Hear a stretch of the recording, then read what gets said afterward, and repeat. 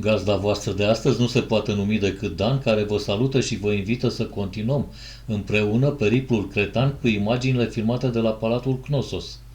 Vizionare plăcută! Most useful information about. But please, if you have any questions, do not hesitate to ask me, okay? I'll try to give you an answer. So, talking about the Minoan civilization period, which represents the Bronze Age for the island of Crete, we are referring to the period between 3000 and 1100 BC, always BC.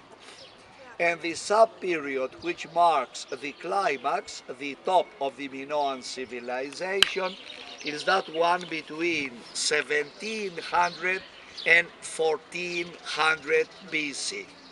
50 years before the end of that period, around 1450, the eruption of the volcano of Santorini caused a tidal wave and earthquakes. Mainly the earthquakes destroyed everything on this island. Towns, villages, palaces, everything was destroyed. And right after that destruction, some Greek people called Achaeans, Mycenaeans, came down here from Greek mainland and conquered the island of Crete. Later on, at the end of the Minoan civilization period, 1100 BC, another invasion of some other Greek people called Dorians. They came down here from the northern parts of Greek mainland. They conquered the island and they destroyed. That was a destruction, okay, because everything was destroyed. And that Dorians invasion marks the end of the Minoan civilization period. We have excavated 4 very large buildings to be called palaces nowadays: Cnossos, Festos, Maya and Zakros. And here now we are in the palace of Minos in the area called Cnossos. It has been called like that since the very ancient times, since the Minoan times. The palace was first built up around 2000 years. It was destroyed around 1700.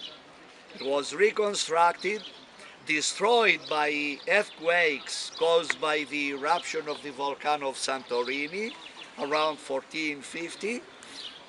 And it was once more restored by Achaeans and the people, Mycenaeans, and the locals here for another 50 years more, until 1400 BC, when the final catastrophe of the palace took place. You see what I mean?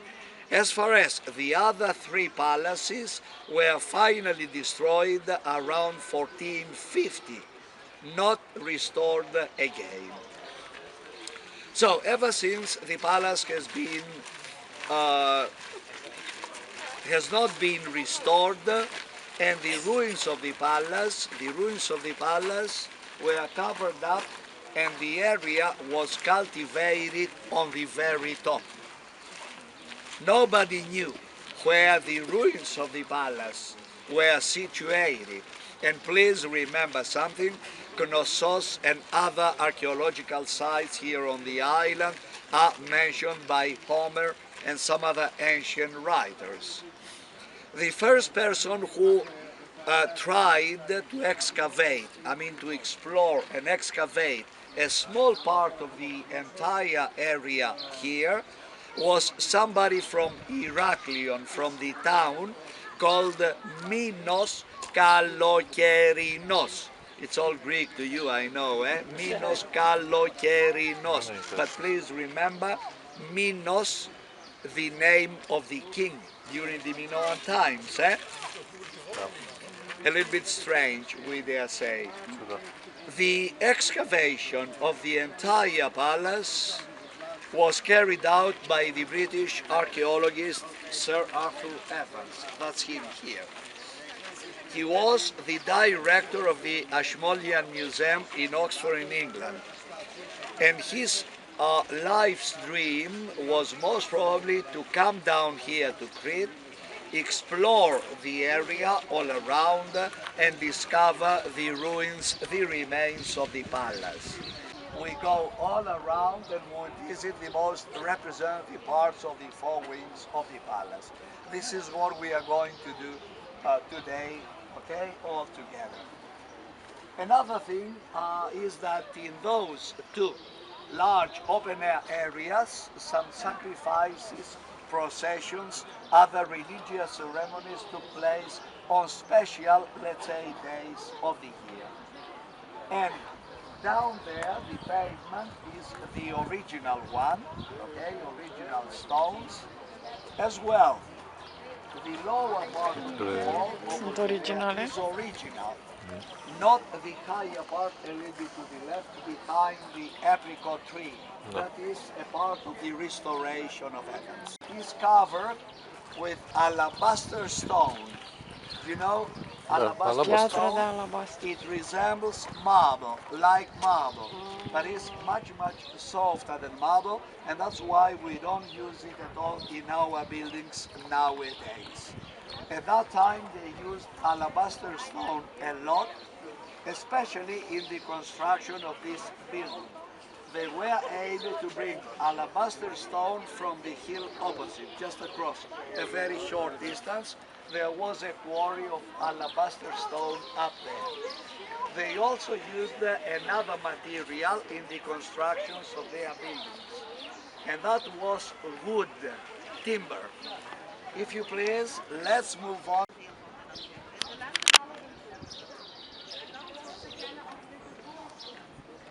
In de winter is alles naakt.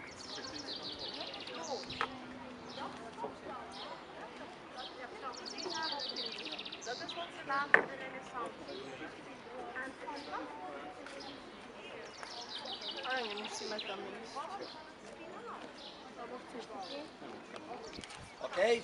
But even so, 20,000 people, that's a very large number of people living in one town such a long, long time ago. Look at the wall paintings. We are going to say a few words opposite there. You can take some nice pictures even from a distance. And as we'll be moving on, another thing to see, the horns of the bull on your right hand side. The other symbol of the Minoans, okay? So, if you please, we are moving on, like those two opposite there, to decorate the walls, okay? Those two wall paintings are not original. All the original fragments in the Minoan wall, of the Minoan wall paintings are in the Archaeological Museum in Heraklion, not here. Here we see reproductions only. So there we see, in those two pictures I mean, we see four men participating in a procession. And that's why it is called nowadays the wall painting of the procession. They are moving on like that, carrying such libation vases, libation vase, any vase with a little hole at the bottom for a liquid, water, wine, milk, olive oil, whatever it is, that liquid to be offered to the deity as a bloodless sacrifice, as an offering. Okay? And there we see four men. We say so because we distinguish men from women in the Minoan wall paintings from the skin color. Red color for men, white color for the ladies. It is something very simple, ladies and gentlemen. Men used to work in the fields, they got sunburned. But ladies used to stay at home, they wear white. Okay?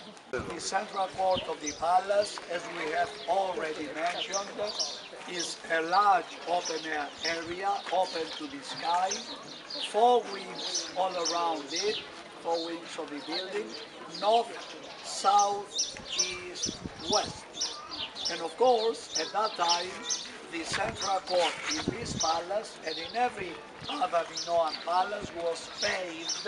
I'm sorry, here we see a very small part of the original pavement opposite there, behind those people. Okay?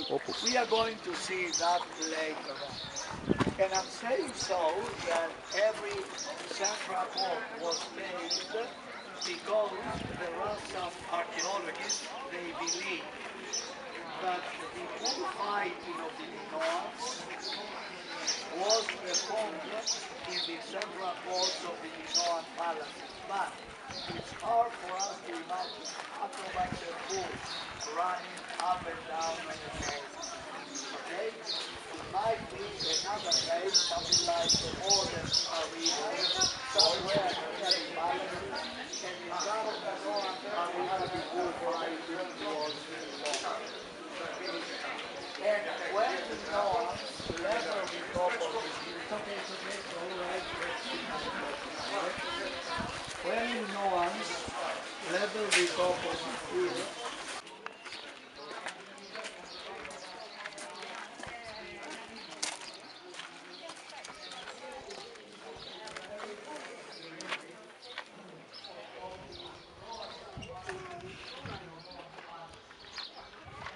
and the place between the king's room and the skylight served as an auditorium, as a reception hall for King Minos to receive his people, his guests, his state officials. And this is the main reason why they had to have such separated living rooms, the queen and the king. As far as the bedrooms, rooms for other members of the royal family, we say very simply, somewhere upstairs. So many stories up there. Something else we also see is a wooden model of the original throne chair of King Minos found in the throne room of the palace. This is a wooden model made and placed there by efforts. Pictures, and we are moving on. For the olive oil, for the grain, or for the wine. Down below, a staircase which led to the east entrance of the palace. There were many entrances of the palace all around, and a little bit furthermore, behind the high trees down below, somewhere on that flat area, the Minoan arena should be, for the Minoan bullfighting. And just for your information, I'm saying that during the game, the Minoan bullfighting, the goal was not to kill the bull, as we do nowadays, only to try a double leap over the bull's back and stand behind off as the wild bull was running away. Okay? So, we are moving on. 3 original pipes on the floor of this opening. These 3 original pipes are made of clay, terracotta. I would like you to notice the shape of them and how well they fit. A system of such pipes made of clay was used. I don't want to disturb you. Όχι, No, παιδί, it's all right. πέρασε, Okay, πέρασε. thank you. Ευχαριστώ. Άμα υπάρχει καλή θέληση.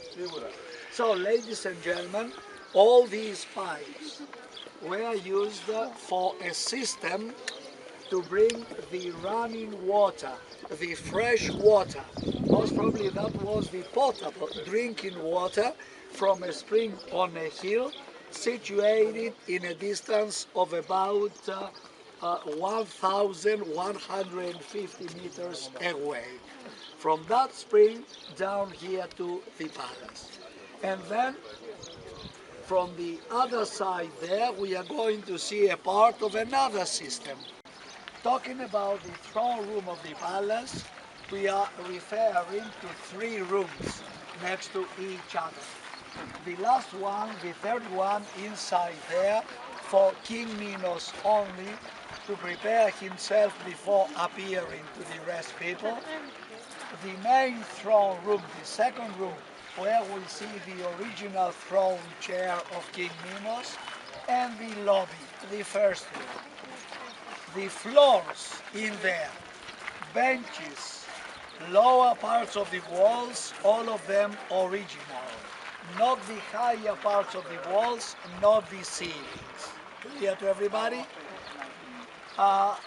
In the first room, on the right hand side, between those two benches, we see another wooden model of the original throne chair of King Minos. But we see the original one in the second room, on the right hand side again, by the north wall there. It is made of alabaster stone, the original one, alabaster stone, and it was found exactly there by Evans, exactly there where we see that now. The walls of the second room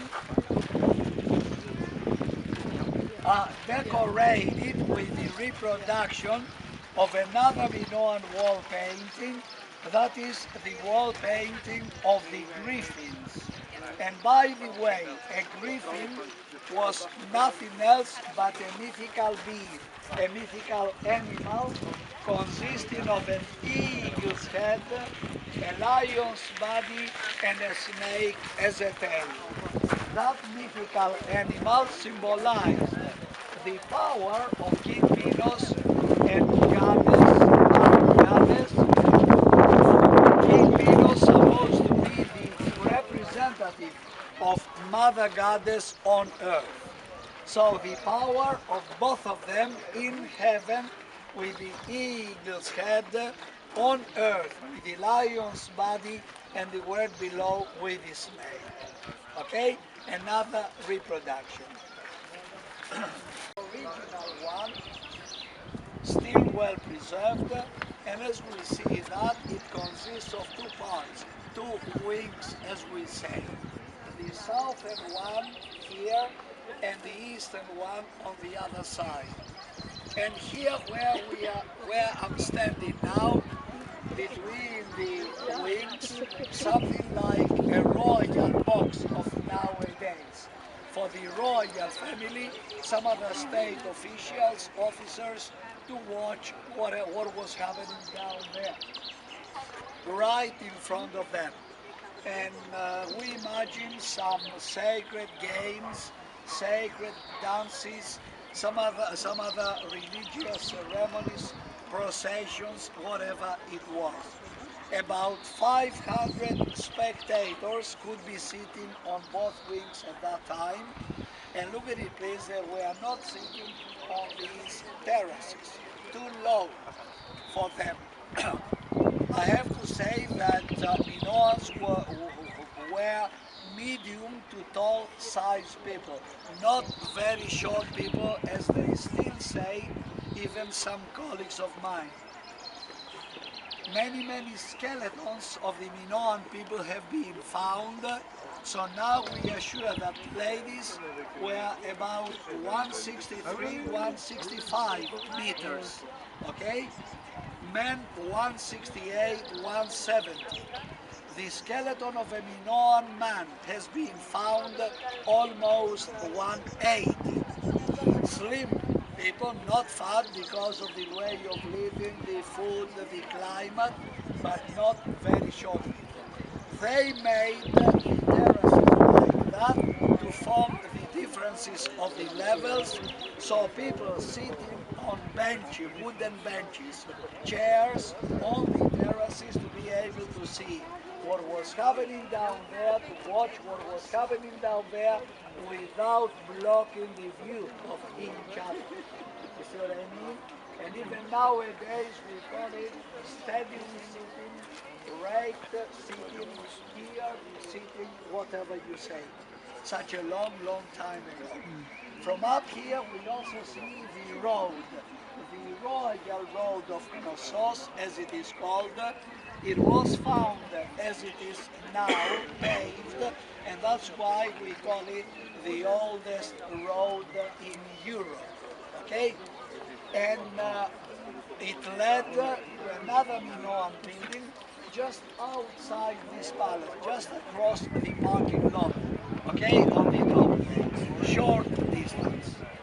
Cam astea au fost explicațiile ghidului nostru. În episodul viitor, ghidul vostru vă va conduce prin camerele Muzeului Arheologic din Heraclion. Vă mulțumesc!